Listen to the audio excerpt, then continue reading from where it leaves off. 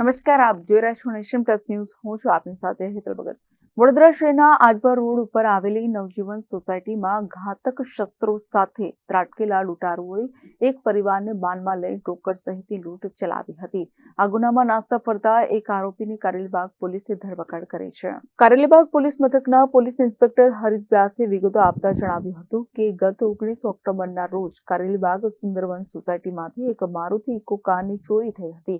આ ચોરીની કાર સાથે ધાડપાડુ નવજીવન સોસાયટીમાં ત્રાટક્યા હતા અને પરિવારને બાનમાં લઈ લૂંટ ચલાવી હતી.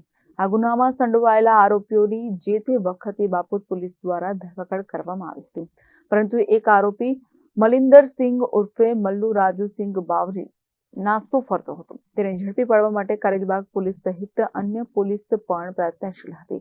દરમિયાનમાં હેડ કોન્સ્ટેબલ કિરણકુમારને બાતમી મળી હતી કે આ ગુનાનો નાસ્તો ફરતો આરોપી કારેલીબાગ પાણીની ટાંકી પાસે નજીકથી પસાર થવાનો છે, જેને પગલે સ્ટાફ સાથે વોચ ગોઠવી મલિંદરસિંહ ઉર્ફે મલ્લુ બાવરીને ઝડપી પાડ્યો હતો. એકતાનગર ઝુંપડપટ્ટીમાં રહેતા મલિંદરસિંહ સામે કારેલીબાગ અને બાપોદ પોલીસ મથકે 2 ગુના નોંધાયેલા છે. અગાઉ આ આરોપી ઘરફોડ ચોરી સહિતના 5 ગુનામાં પણ સંડોવાયેલો હતો.